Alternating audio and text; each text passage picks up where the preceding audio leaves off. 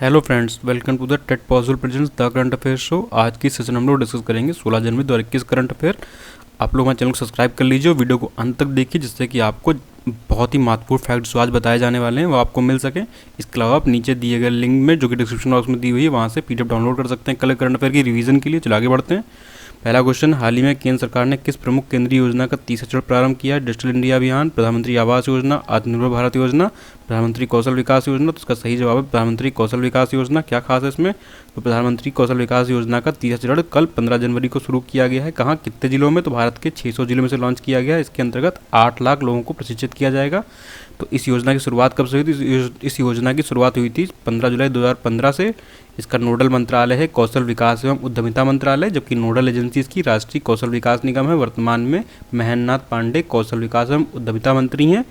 अगले question move करने से पहले आप लोगों से रिक्वेस्ट, आपने अगर हमको डिफरेंट सोशल मीडिया प्लेटफॉर्म से फॉलो नहीं किया तो फॉलो कर लीजिए। वहाँ पे बहुत ही महत्वपूर्ण सूचनाएं पोस्ट की जाती हैं एग्जाम पॉइंट ऑफ व्यू से। इसके अलावा चैनल को सब्सक्राइब करके बेल आइकन दबा लीजिए, आपको इससे नोटिफिकेशन मिलती रहें। अगला क्वेश्चन है, भारतीय सेना दिवस किस दिन मनाया जाता है?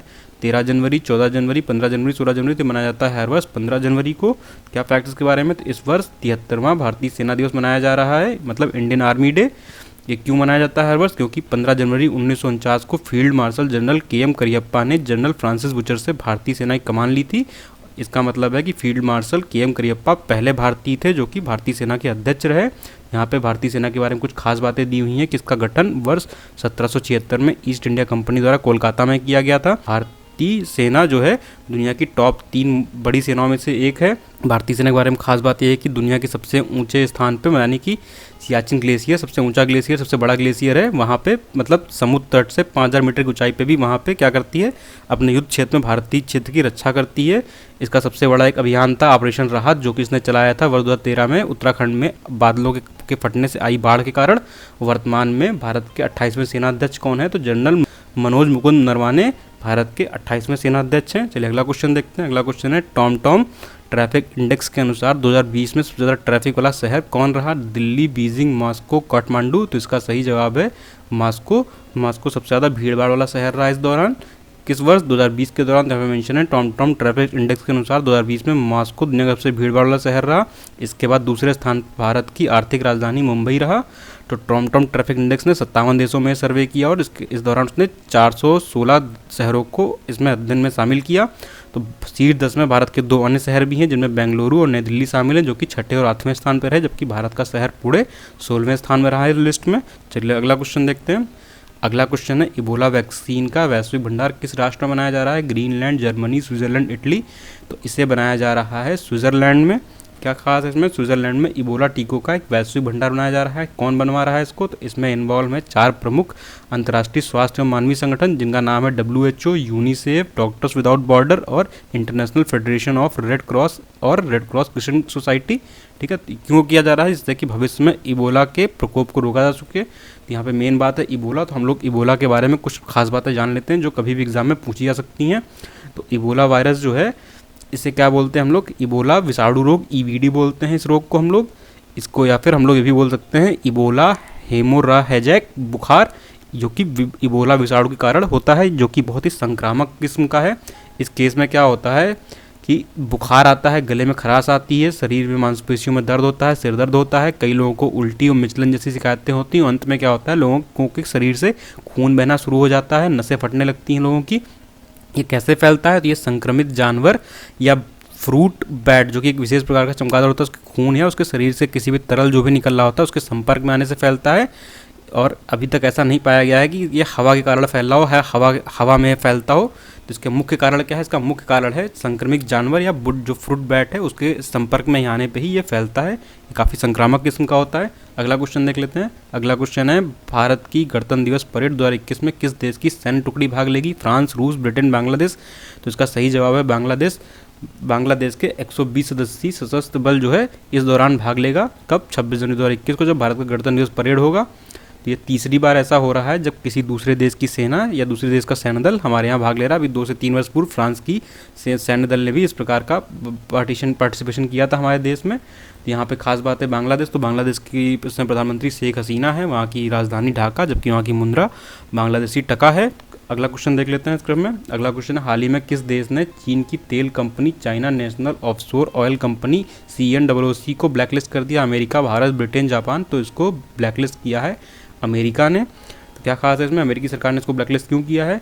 क्योंकि ये लगातार साउथ चाइना सी में अलग अलग देशों के खिलाफ जो भी षड्यंत्र रचता है चीन, उसका समर्थन कर रही थी। इस कारण से इसको ब्लैकलिस्ट किया गया। ये चीज़ यहाँ पे मेंशन आप पढ़ सकते हैं, इसको स्क्रीनशॉट लेके या इसकी PDF डाउनलोड करके बाद में। तो यहाँ पे मेंशन है। इसके अलावा S&P जो डाउ जोन्स, जो कि अमेरिका का सेंसेक्स बोला जाता है इसे, या फिर अमेरिका का शेयर बाजार, वहाँ से भी इसको डिलिस्ट कर दिया गया है, मतलब वहाँ से उसको हटा दिया गया है। यहाँ पे मेंशन मैंने नीचे किया कि चीन ने तेल और गैस की खोज के लिए दक्षिणी चीन सागर के कुछ द्वीपों पर कब्जा कर रखा है और ये इन चीज़ों का समर्थन कर रही थी ये कंपनी। इसके अलावा चीन के बारे में खास बातें दी हैं कि एक पूर्वी एशियाई देश है, दुनिया का सबसे अधिक आबादी वाला देश है। वर्तमान में यहाँ के राष्ट्रपति शी जिनपिंग है और राजधानी इसकी बीजिंग, जबकि मुद्रा इसकी रेनमिनबी है। तो इस अब साउथ चाइना सी यहाँ पर डिस्प्यूटेड एरिया है, उसके बारे में मैप में देख लेते हैं हम लोग कुछ।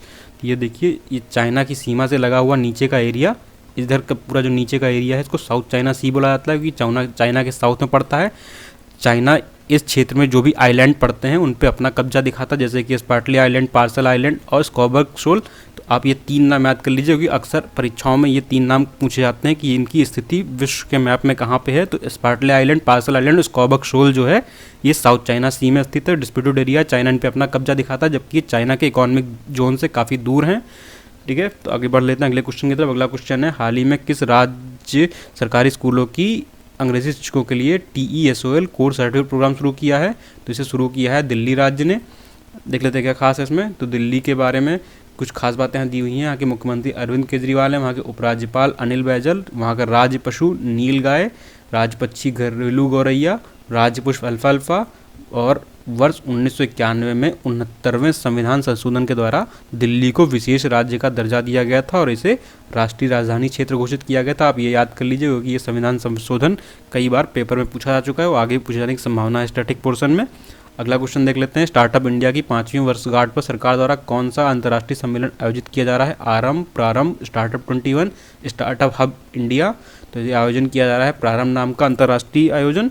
अब मेंशन है कि वाणिज्य और उद्योग मंत्रालय के उद्योग तथा आंतरिक व्यापार विभाग द्वारा प्रारंभ नाम का स्टार्टअप इंडिया अंतर्राष्ट्रीय सम्मेलन का आयोजन किया जा रहा है। कब? आज 16 जनवरी 2000 को किया जाएगा। और इसकी शुरुआत कब हुई थी इस योजना की? तो 16 जनवरी को इस योजना की शुरुआत हुई थी। आज इसके पूरे हो जाएंगे पूरे 5 वर्ष। इसी क्रम में इस 5वीं वर्षगांठ पे इसका आयोजन किया जा रहा है। तो स्टार्टअप इंडिया का लॉन्च करने का कारण क्या था कि भारत को स्टार्टअप हब बनाया जा सके, छोटी कंपनियों को बड़ा किया जा सके, खड़ा किया जा सके।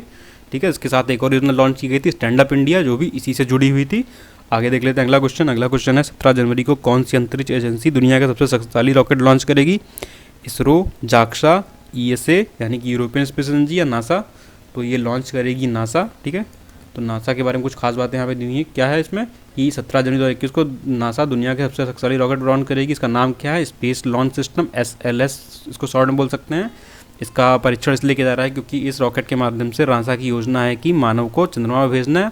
अगर ये मिशन सफल रहता है तो इसके बाद मानव को मंगल में भी इसी यान में भेजे जाने की योजना है। यहाँ पे नासा के बारे में कुछ खास बातें दी हुई हैं कि इसकी स्थापना 29 जुलाई वर्ष 1958 को हुई थी। ठीक है, इसका हेडक्वार्टर वाशिंगटन DC में है। वर्तमान में इसके जो हेड हैं वो चार्ल्स बोल्डेन हैं।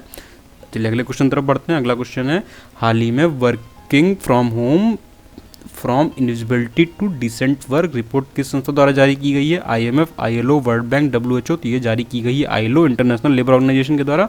तो हाल ही में ILO ने working from home from invisibility to decent शीर्षक नाम से रिपोर्ट जारी की है। इसमें उन्होंने बताया कोरोना महामारी के दौरान किस तरीके से असर पड़ा है लोगों के घर से काम करने पे, किस तरीके से उनके वेजेस कम हुए हैं, किस तरीके से उसमें सुधार लाने की ज़रूरत है। विभिन्न बातों पे जोर दिया गया है। बताया गया कि भारत में इस दौरान तकरीबन 5 से 10% लोग वर्क फ्रॉम होम कर रहे हैं। यहाँ पे बात आई है ILO की, तो उसके बारे में कुछ खास बातें जान लेते हैं। इसकी स्थापना वर्ष 1919 में हुई थी। का हेडक्वार्टर जिनेवा स्विट्जरलैंड में है। वर्तमान में 187 देश इसके मेंबर्स हैं। इसका मुख्य काम क्या है? एजेंसी अंतर्राष्ट्रीय स्तर पर क्या करती है? मजदूरों तथा श्रमिकों के हितों की रक्षा के लिए नियम बनाती है और सरकारों को इस बाबत अनुदेश देती है। तो ये आज के मुख्य करंट अफेयर थे। अब देख लेते हैं कुछ प्रमुख वन लाइनर्स। तो हाल ही में गूगल ने किस कंपनी का लगभग एक 2.1 बिलियन डॉलर में अधिग्रहण किया है। तो फिटबिट नाम की वेरिएबल कंपनी थी जो कि हाथ में पहनी जाने वाली स्मार्ट वॉचेस का निर्माण करती थी, उसका भी इन्होंने क्या किया है, अधिग्रहण कर लिया है 2.1 बिलियन डॉलर में। हाल ही में कोलैब कैड नामक सॉफ्टवेयर किसने लॉन्च किया है, तो सॉफ्टवेयर एनआईसी और सीबीएसई ने मिलकर लॉन्च किया है इंजीनियरिंग स्टूडेंट के लिए। भारत का पहला शहरी सहकारी बैंक कौन सा बना है, तो शिवालिक मर्केंटाइल कोऑपरेटिव बैंक, जिसका हेडक्वार्टर सहारनपुर उत्तर प्रदेश में है। ये भारत का पहला शहरी सहकारी बैंक बना है। हाल ही में किस राज्य ने परशुराम कुंड तीर्थ यात्रा शुरू की है, तो ये अरुणाचल प्रदेश शुरू की है। हाल ही में दुनिया की सबसे पुरानी गुफा चित्रकला की खोज कहाँ हुई, तो इंडोनेशिया में हुई है।